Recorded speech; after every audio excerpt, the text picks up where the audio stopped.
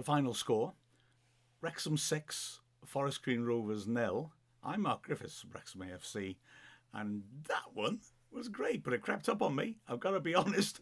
I wasn't really thinking about promotion. If I'm honest, I was just thinking we need to beat Forest Green and then we'd be as good as up. But wow, the way the results went in our favour as well, fantastic for us. And well, we're going up to League One. Fantastic, wonderful achievements. Oh man, this game was the most one-sided of the season. We have won 6-0 before. We've had a few heavy wins, especially at the racecourse. But goodness me, this one was really, I mean, I've got to say, uncompetitive. You know, Forest Green have, well, this was their final in a stretch of 5 matches in which they played the top 5, and they've done pretty well. They've won 3-0 at Crewe, which is outstanding. By all accounts, in midweek, it was only a goalkeeping error that stopped them from getting a point at Mansfield. They lost 1-0, and it sounds like they gave as good as they got. And they haven't been walloped in the other games. And then we came along. And that was, I mean, I don't know. I've just been listening to Steve Cottrell's post-match press conference, the Forest Green manager, in which he is damning of his team's failure to be competitive. And you just got the feeling of, yeah, they've had a tough run. It's dumped them at the bottom of the table. And they've been ground down. And maybe this was the day when it was a game too far. Having said that, we were magnificent. You know, Forest Green are stubborn. They set themselves up to deny us, and it just didn't matter. There was nothing they could do about it. And you know, whether you park the bus or not, if a side's playing like we are at the moment, you're going to have a lot to deal with it. It was all Wrexham, in essence. Unsurprisingly, an unchanged team from the side, which was so good against Mansfield. I beg your pardon, against Crawley on Tuesday.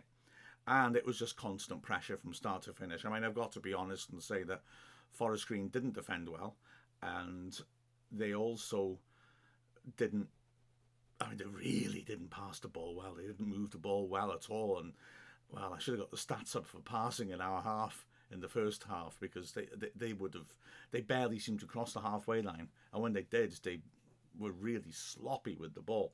I mean, Owen O'Connell, who was excellent, made so many of those trademark interceptions, but frankly, the passes that were being made were just meat and drink to him. He was always at least 60-40 favourite to get to them. The passing was dreadful. And I felt sorry for Garrett, the striker, because he worked his socks off and the service he got was dreadful. But anyway, opening chance, they had issues with corners. And in fact, I've got a little theory about the first corner we had and the second one, which lead to our opening goal. O'Connor taking an in-swinger. There was a strong wind. And I don't know, I may be wrong, but if you watch the replay of the first chance we had over 10 minutes, O'Connor sweeping in a corner under the bar, Cleworth getting up, but he just couldn't get high enough to control it, and it skidded off his head and went wide. But if you look at the replay of it, Mullen is making that backpedaling run away from the back post out to the edge of the 6-yard box, which we often use, and then we pop the ball on that player's head. Well, I just wonder whether the wind affected O'Connor's corner, and he was looking to pick out Mullen, but it didn't quite carry because the wind was going across. Because 7 minutes later, the same thing happened. O'Connor struck a corner. Mullen backpedaled. Again, it dropped into the goal mouth and cleared as far as Mullen. Mullen, I mean, beautiful technique.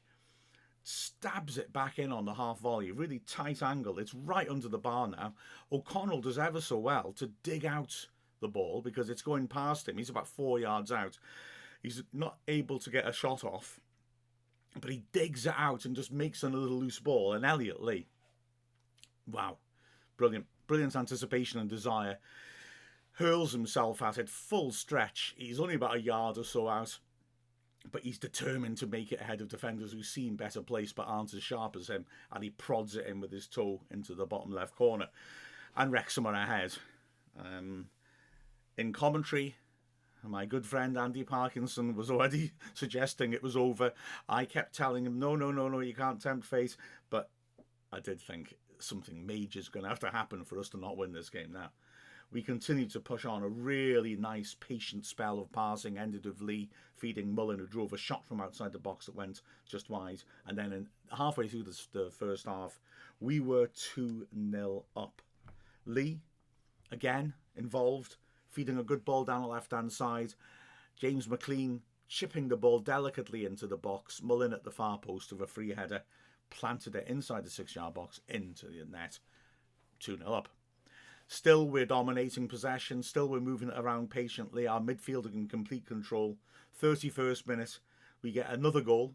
This one, a little bit of a strange one in a way. A corner which breaks down, but a nice pass by O'Connor feeds Cannon round the back of the defence. He really does well to pull the ball back for Owen O'Connell on the edge of the box, and he hits a stinging shot which is on target.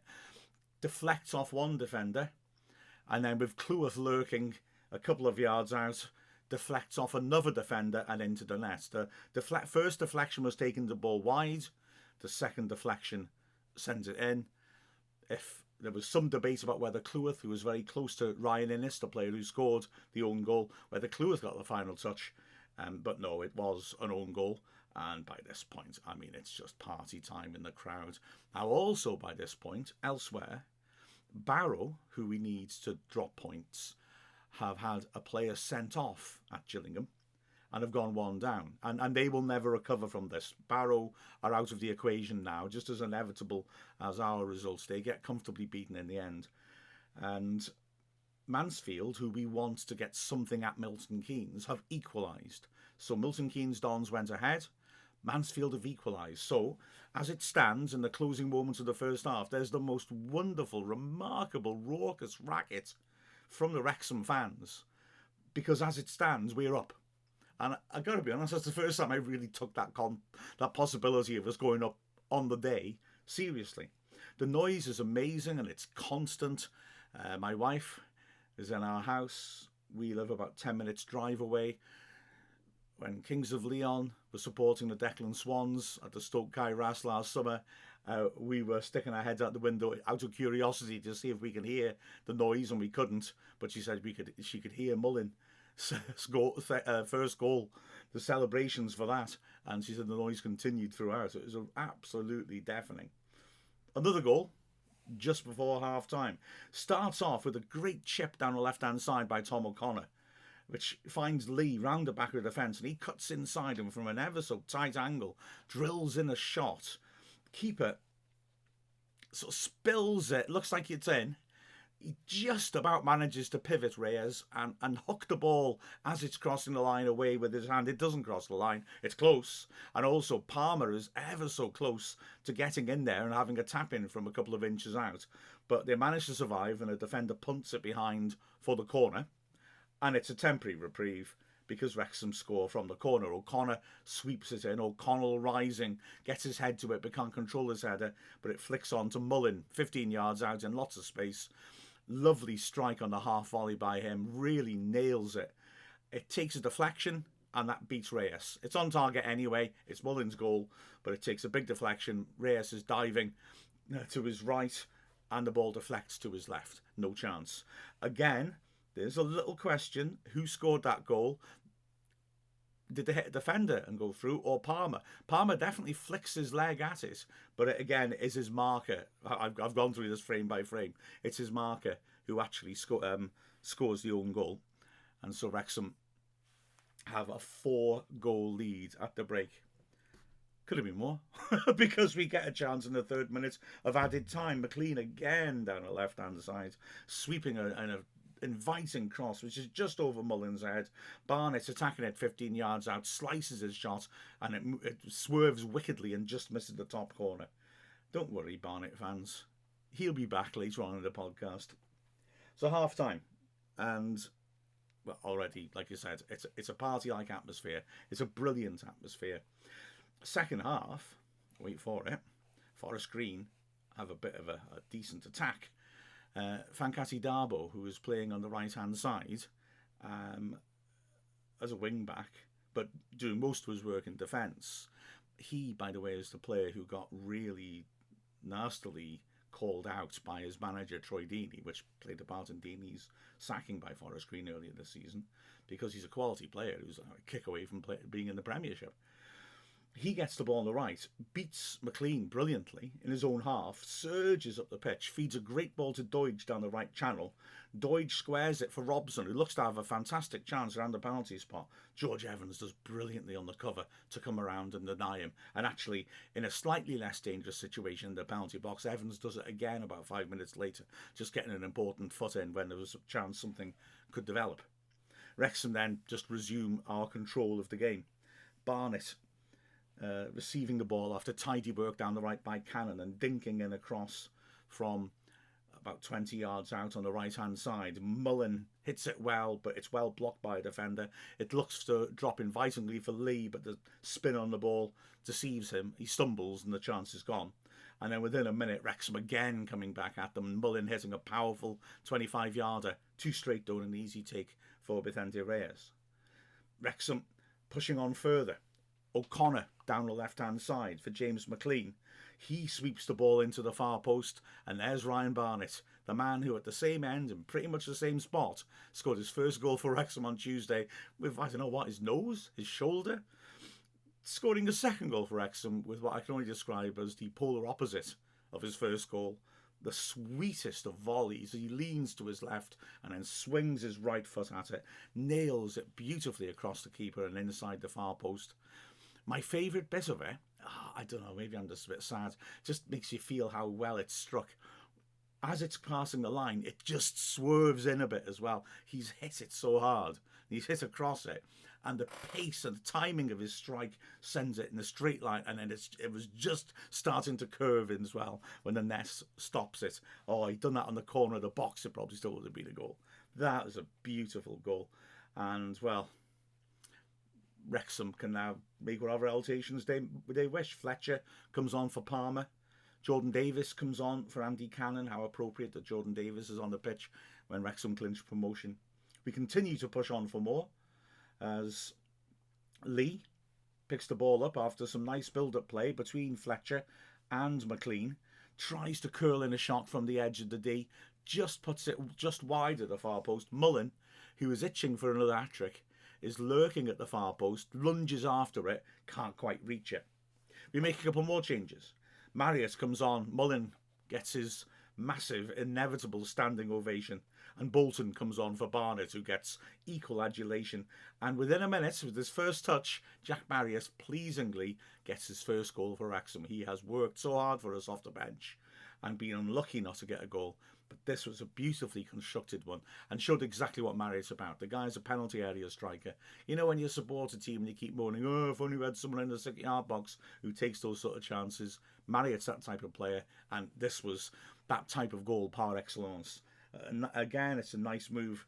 Jordan Davis puts a probing ball in behind the defence, which is only half cleared. Fletcher does ever so well to stretch and bring the ball down, sort of back heeling it behind to bring it down. Feeds Lee. Lee out quickly to McLean on the left-hand side. McLean punches in a perfect ball to the near post, and Marriott makes that classic near post run and knocks it past the exposed keeper.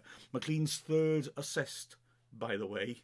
Not bad. Last player to have done that for Wrexham, Luke Summerfield. Wrexham want more.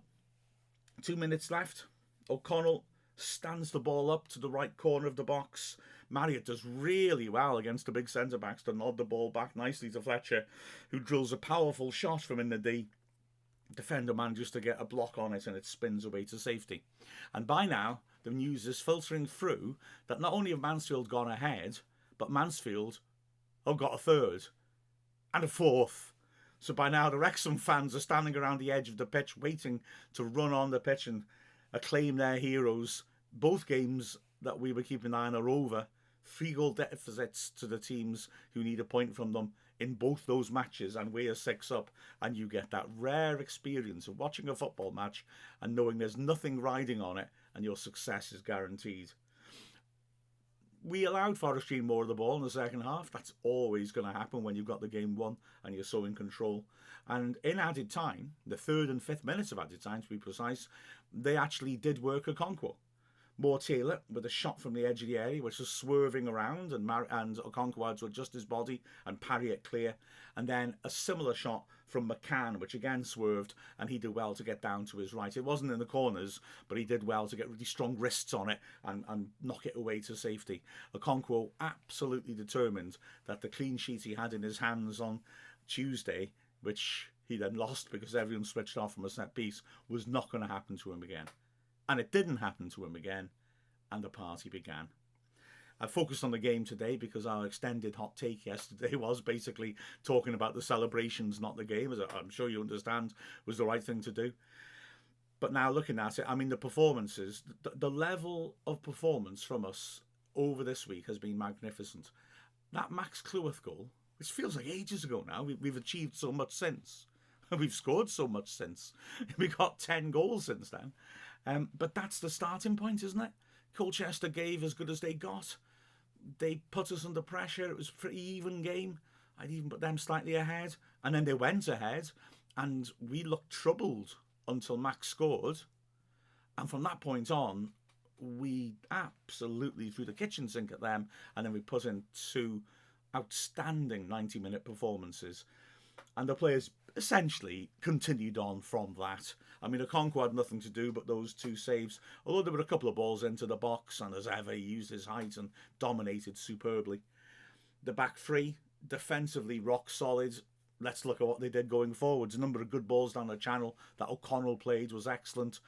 Max Cleworth as well was getting forwards as always, supporting, getting his head on set pieces. Owen O'Connell again, massive at the back and decisive going forwards. He got 2 assists, I'm arguing. You could almost give him 3. And that's something. He'd got no assists all season, and now he's equalled the most he's ever had in his career, because he dug out that ball for Lee for the first one, and then he also flicked the header on for Mullin. And his shot that was going wide deflected off 2 defenders. I guess he doesn't get the assist for that, but yeah, very effective in the box. On the wings, again, Barnett was very, very good. That wonderful goal. McLean was outstanding. An awful lot came from left-hand side. And like I said, 3 assists. Wow, you don't get that very often. Our fitness levels were key. We just kept going to the end, and McLean's always at the forefront of that. And yeah, he really wore down Robson, the wing-back. The central midfielder in total control, Evans, just keeps that ball moving, just keeps regulating play. He played some lovely first-time passes over the top. Excellent work as ever from Evans. And if Forest Green did come forwards, I was going to say if they threatened, but they didn't really. But if they did come forwards, he was there to slam the door in their faces before they troubled our back 3. Lee was brilliant, absolutely brilliant from start to finish. He got his goal, which is great. He looked so full of creativity. This was Lee at his best. Scurrying around, involved all the time. Massive, massive performance by Elliot Lee. And then on the other side of the midfield, Andy Cannon. What a last half of the season he's had. And he was typical Andy Cannon. You couldn't stop him. He was racing after everything, getting to loose balls you didn't expect him to get to, breaking the lines, making great runs ahead of players who were further up the pitch or round the side of Barnett to offer angles, drawing defenders to him and popping it back for Barnett in space to put balls in. Excellent, excellent all-action performance. Up front, Palmer. I mean, fair play to Palmer. Really put in a proper shift again. Again, the centre-backs roughed up by him. He won a lot of balls in the air. He held the ball up well. He did so much work with his movement as well to help Mullin. And then Mullin. 2 goals. Another captain's display. That's all you can say about him, isn't it, really? He was so alert, so lively, so threatening, kept dropping off to just find little pockets of space and sweep the ball out wide or try to work little triangles in and around the box. Brilliant. Great to see Jordan Davis, as I said earlier, on the pitch, and he looked very lively. Again, he got into the speed of the game really quickly, which was great to see. All credit to Marius, who made a great back header, like I said, to Fletcher to set up a late chance, quite apart from his goal, and is always working hard. He nearly tackled the last defender as well, just before his goal, and that would have been fun. And also the subs that came on, Fletcher, again, had some great touches. Unlucky that good block denied him, because the shot was certainly on target. And Bolton actually didn't get that chance to do all that much, really, but again, was solid enough, and he's played his role in those starts he had in recent games. So, wow, brilliant. We're promoted. That'll do for us. 2 nice party games now. But let's push on and try and get, another 6 points. Would be nice. After all, that title's not decided yet. You never know. With the final score of Wrexham 6, Forest Green Rovers 0, I'm Mark Griffiths from a very happy Wrexham AFC.